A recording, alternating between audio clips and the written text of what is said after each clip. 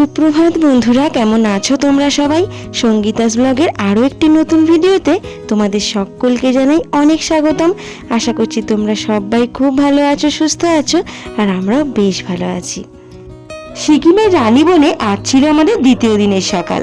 আর জানো তো, যেহেতু সকাল সকাল আমরা এখান থেকে বেরিয়ে যাচ্ছি, তাই অনেকটা ভোরবেলা কিন্তু সকলে ঘুম থেকে উঠে পড়েছি।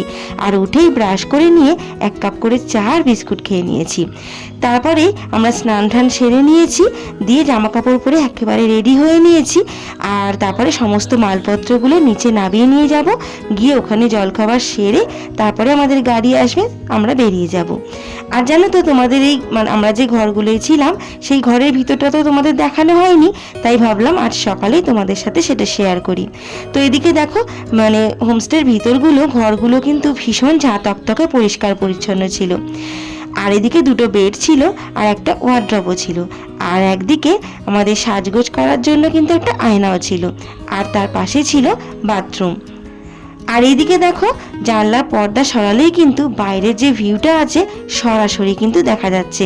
আর কি দারুণ ভিউটা দেখো, জানলা দিয়ে দেখা যাচ্ছে।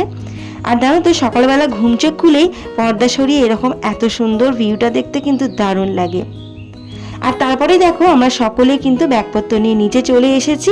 আর এটা ছিল রানীবনে যেখানে আমরা ছিলাম, সেখানে কিন্তু খাওয়া দাওয়ার জায়গা। তো আমাদের জলখাবার কিন্তু চলে এসেছে। জলখাবারে ছিল লুচি, ঘুগনি আর একটা করে অমলেট। আর জানো তো, এখানকার রান্নাবান্নাগুলো এত সুস্বাদু ছিল, আমরা কিন্তু তৃপ্তি করে খেয়েছি। ভীষণ ঝাল মশলাও ছিল না, বেশ হালকা পাতলা রান্নাও ছিল, তাতে কিন্তু শরীরটাও ভালো ছিল, আর খেতেও কিন্তু খুব সুস্বাদু ছিল। আর দেখো, এদিকে আমাদের গাড়ি কিন্তু চলে এসছে, আমরা মালপত্রগুলো এক এক করে গাড়িতে তুলে দিচ্ছি। সত্যি বলতে কি, এই রানীবনের চারপাশের যে ভিউটা ছিল, চারিদিকে বড় বড় গাছপালা, জঙ্গল, একদিকে ছিল পাহাড়, আর এদিকে ঋষি নদী বয়ে যাচ্ছিল, তার যে স্রোতের আওয়াজ, এই সব মিলিয়ে মিশে যেন প্রকৃতি এক অপরূপ সাজে সেজে উঠেছিল। আর গতকাল যখন আমরা এসেছিলাম এখানে, তখন তো একটু বেলার দিকে এসেছিলাম আর অনেকটাই টায়ার্ড ছিলাম, খুব একটা ভালোভাবে দেখতে পারিনি। আর আজকে যেহেতু সকাল সকাল ঘুম থেকে উঠে পড়েছি, উঠেই প্রকৃতিটা যেন আরও বেশি ভালো লাগছিল। তো যাই হোক, ওখান থেকে আমরা বেরিয়ে পড়েছি। বেরিয়ে কিন্তু আজকে আমাদের প্রথম স্পট ছিল এই রেনক মন্দির। আর এই দেখো, মন্দিরের আশেপাশটাও যেমন সুন্দর ছিল, মন্দিরের ভিতরটাও কিন্তু ছিল অপূর্ব সুন্দর। চলো তোমাদেরকে ঘুরিয়ে দেখাচ্ছি।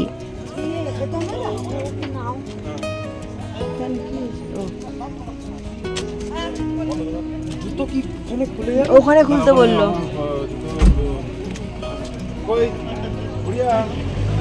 চলো।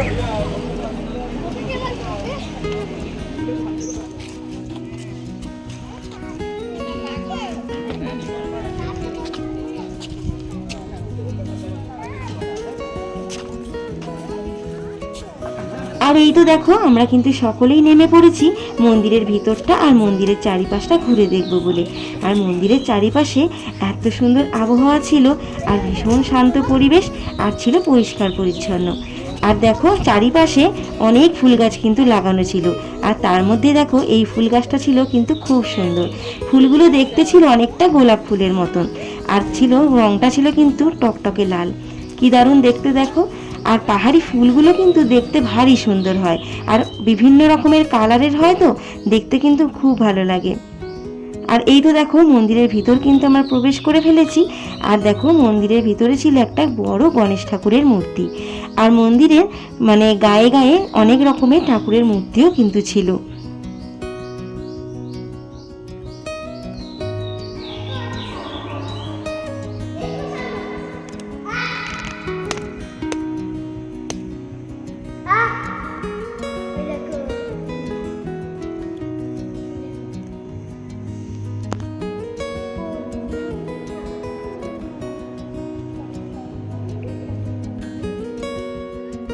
আর এই তো দেখো, প্রথম মন্দিরটা ভালোভাবে ঘুরে দেখার পর আমরা কিন্তু বেরিয়ে পড়লাম। আর তারই পাশে ছিল আর একটা মন্দির। তো মন্দিরে ঢোকার সময় দেখলাম ওপরের দিকে 2টো ঘন্টা ঝুলছিল, তবে ঘন্টা দুটো কিন্তু অনেকটাই উঁচুর দিকে ছিল। আর আমি যেহেতু খুব একটা লম্বা নয়, তাই অনেক কষ্ট করে কিন্তু ঘন্টাটা বাজিয়েছিলাম। আর ঢুকে দেখলাম ভিতরে ছিল একটা বজরংবলীর মূর্তি। তো তো সেখানে বজরংবলী মূর্তিকে প্রণাম করে আমরা কিন্তু বেরিয়ে পড়েছিলাম মন্দিরের চারিপাশটা ঘুরে দেখব বলে। আর মন্দিরের চারিপাশটা ছিল ভীষণ সুন্দর, আর অনেক ছবিও কিন্তু আমরা তুলেছিলাম। আর এখানে দেখো ছেলেও কিন্তু বেশ আনন্দ করে খেলা করছিল। আর দেখো আমাদের মতন বহু টুরিস্ট কিন্তু এখানে এসেছে। বাইরে কত লাইন দিয়ে গাড়ি দাঁড়িয়েছিল দেখতে পাচ্ছ। আর তারপরেই আমরা এখান থেকে চলে যাব কিন্তু পরের স্পটে। আর এতদূর পর্যন্ত আমার যেসব বন্ধুরা আমার ভিডিওটা দেখছো, তোমাদের ভিডিওটা দেখে যদি কিছু ভালো লেগে থাকে তাহলে প্লিজ একটা লাইক কমেন্ট শেয়ার করে দিও। আর আমার চ্যানেলে যদি নতুন বন্ধু হয়ে থাকো তাহলে চ্যানেলটিকে সাবস্ক্রাইব করে আমার পাশে থাকার সঙ্গে থাকার অনুরোধ রইল। টেনক থেকে বেরিয়ে সেকেন্ড স্পটে যাওয়ার পথে একটা মার্কেট পড়ে, আর এই মার্কেটটার নাম কিন্তু রঙ্গোলি মার্কেট। আর এইখানে কিন্তু আমাদের নামার কথাই ছিল না, তবে বাবানের পাপার বন্ধুদের কিছু কেনাকাটা করার ছিল, কয়েকটা জিনিস ওরা বাড়ি থেকে না আনতে ভুলে গেছিল, সেই কারণেই এই মার্কেট থেকে ওরা কিছু কিনে নিচ্ছিল। আর এরপরে তো আর কোনো মার্কেট পাওয়া যায় না, তাই ভাবলো এখান থেকেই কেনাকাটা করা যাক। মার্কেটিং সেরে আবার কিন্তু আমরা রওনা দিয়ে দিলাম। আর পাহাড়ি আঁকাবাঁকা পথ দিয়ে যেতে যেতে গাড়ির জানলা দিয়ে সবুজ পাহাড়গুলো দেখতে কিন্তু ভারী সুন্দর লাগে। আর জানো তো যতক্ষণ আমরা নিচের দিকে ছিলাম রোদটাও বেশ ছিল, আর খুব একটা ঠান্ডাও লাগছিল না। আর যত আমরা উপরের দিকে উঠছি ঠান্ডাটাও যেন ধীরে ধীরে বেড়ে যাচ্ছে। আর এটা ছিল আজকে আমাদের দ্বিতীয় স্পট, যার নাম ছিল কিউখোলা ফলস। আর এখানেও এসে দেখলাম প্রচুর মানুষের ভিড়। আর জানো তো এখানে না অনেক রকমের রাইডও ছিল, জিপ লাইন ছিল, সাইকেলিং ছিল, আরও অনেক কিছুই ছিল, তবে সেইভাবে এখন না আমার মনে পড়ছে না। আর এদিকে জিপ লাইনটা জানো তো এক একজনে মানে মাথা পিছু 150 টাকা করেছিল। আর জানো তো সাহস করে একবার চড়েই নিয়েছিলাম। ভাবলাম সব মানে জীবনে আর কবে আসতে পারবো কি না পারবো, তার থেকে মনেও একটা ইচ্ছাও ছিল, ভাবলাম সাহস করে একবার করেই নি। তো তাতে কিন্তু বেশ ভারী মজাও হয়েছিল। আর আমি চড়েছিলাম, আমি, বাবান আর বাবানের পাপার এক বন্ধুর বউও কিন্তু চড়েছিল। তিনজনে একটু সাহস দেখিয়ে কিন্তু করেই নিয়েছিলাম।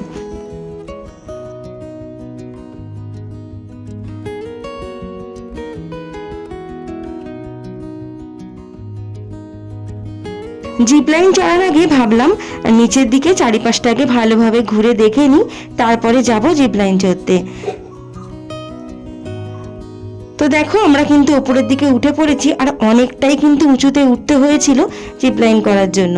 আর দেখো তার জন্য কিন্তু প্রস্তুতি চলছে, ভালো করে কোমরে মানে ভালো করে বেল্ট বেঁধে দিচ্ছে যাতে না পড়ে যায়। আর জানো তো ওপরে উঠে কিন্তু একটু ভয় ভয়ই করছিল, তবে যাই হোক ভয় পেলেও একটু সাহস করে কিন্তু করে নিয়েছিলাম।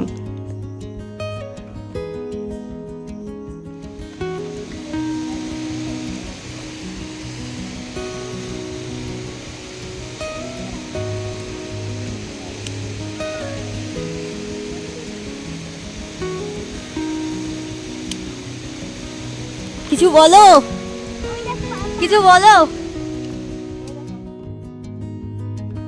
আর এই তো দেখো আমাদের রেডি করিয়ে কিন্তু এক এক করে ওই মাথা থেকে ছেড়ে দিচ্ছিল।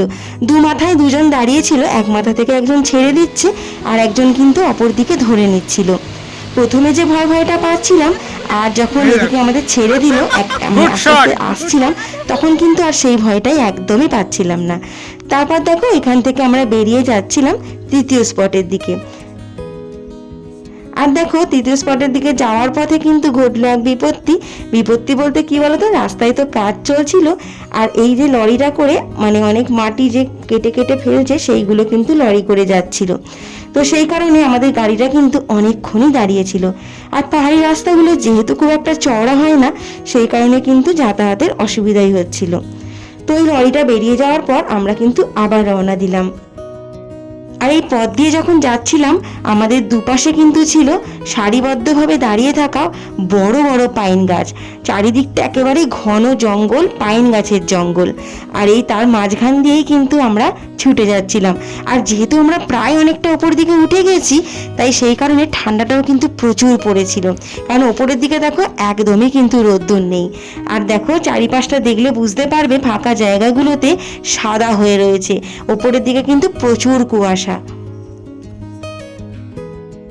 আর এই তো দেখো ইতিমধ্যেই আমরা কিন্তু তৃতীয় স্পটেও পৌঁছে গেছি, আর এটা ছিল ইকো নেচার পার্ক। আর এই জায়গাটার নাম ছিল পদমচেন পাইন ফরেস্ট। এখানে শুধুমাত্র পাইন ফরেস্ট দেখার জন্যই অনেক মানুষ কিন্তু ভিড় করে এসেছে। আর যেহেতু এটা পার্ক, তাই ভেতরের দিকে কিন্তু অনেকগুলো দোলনাও ছিল, ছোটরা বড়রা সবাই কিন্তু চড়ছিল। আর এটা জানো তো, ফরেস্টে মানে ভেতর দিকে ঢুকলে নিচের দিকে কিন্তু অনেকটা নামার জায়গা আছে, তবে অতটা বেশি আর নিচে নামিনি, কারণ নিচের দিকে নামলে তো আবার উপরে উঠতে হবে, আর পাহাড়ে কি বলো তো, উপর দিকে ওঠাটা কিন্তু ভীষণ কষ্টের, সেই কারণে আমরা অনেকটা নিচের দিকে কিন্তু আর নামিনি। আর এই পাইন ফরেস্টের ভিতরেই কিন্তু বেশ কিছুটা সময় কাটিয়ে নিয়েছিলাম। আর ভিতরের দিকে জানো তো বেশ কয়েকটা বসারও সিট ছিল, সে কারণে আমরা সেখানে একটু বসেও ছিলাম আর অনেক ফটোও কিন্তু তুলেছিলাম। চারিদিকে এই প্রকৃতির এত সুন্দর দৃশ্য, সেগুলো যদি ফোনে তুলে না নিয়ে যাই তাহলে আর কি হলো বলো। আর দেখো, এই যে ফরেস্টের ভেতর তোমাদের বললাম না অনেকগুলো দোলনা ছিল, আর এই দোলনা দেখে বাবানের পাপার এক বন্ধুর বউ, ওর নাম ছিল সুমনা, তোমাদের তো আলাপ করানোই হয়নি, ওর নাম কিন্তু ছিল সুমনা। আর দেখো, ও কিন্তু দোলনা দেখে আর নিজেকে ঠিক রাখতে পারিনি, দৌড়ে গেছে দোলনাটা চড়ার জন্য। তবে দোলনাটা এতটাই উঁচুতে ছিল, ও কিন্তু অনেক চেষ্টা করছিল দোলনাটায় বসার জন্য, তবে শেষ পর্যন্ত কিন্তু নিজে আর উঠতে পারিনি। ওর বর কিন্তু ওকে কোলে করে ওর মধ্যে বসিয়ে দিয়েছিল। আর দেখো চারিপাশটা আশেপাশের প্রকৃতিটা কত সুন্দর, দূর থেকে কিন্তু এই পাইন গাছই দেখা যাচ্ছে চারিদিকে, আর এইদিকের গাছগুলো দেখো কতটা বড় বড় ছিল। কিছুক্ষণের মধ্যেই কিন্তু আমরা এই স্পট থেকে বেরিয়ে যাব, আর এরপর কিন্তু আমরা যেখানে স্টে করব সেটা হচ্ছে জুলুক। আর জুলুকেই কিন্তু আজকের দিনটা আমরা স্টে করে কাল কিন্তু সকাল সকাল আবার ওখান থেকে বেরিয়ে অন্যান্য স্পটগুলো দেখার জন্য বেরিয়ে পড়বো। আর এইখানে এসে এতটাই ঠান্ডা লাগছিল, মনে হচ্ছিল যেন গায়ে আরও কিছু দিলে ভালো হতো। তবে কি বলতো, মোটা মোটা জ্যাকেটগুলো সবই তো গাড়ির ছাদে বাঁধা ছিল, কারণ এতটা যে ঠান্ডা লাগবে এখানে এসে আমরা তো সেটা বুঝতে পারিনি, তাই সব কিছুই কিন্তু ব্যাগে করে একেবারে ওপরে তুলে দেওয়া হয়েছিল, সেই কারণে অনেকটাই কষ্টে কিন্তু দিনটা কাটিয়েছিলাম। আর এই তো দেখো বন্ধুরা, আমরা কিন্তু পাইন ফরেস্ট থেকে বেরিয়ে পড়েছি আর এখন যাচ্ছি জুলুকের দিকে। আর এই জুলুক জায়গাটা কেমন আর ওখানে কতটা ঠান্ডা পড়ে সেগুলো কিন্তু তোমাদের অবশ্যই শেয়ার করব, তবে নেক্সট ভিডিওতে। আর আজকে যে স্পটগুলো তোমাদের ঘুরিয়ে দেখালাম সেগুলো তোমাদের কেমন লাগলো কমেন্টে কিন্তু অবশ্যই জানিও। তবে চলো বন্ধুরা, আজকের ভিডিওটা এখানেই শেষ করছি, দেখা হচ্ছে পরের ভিডিওতে।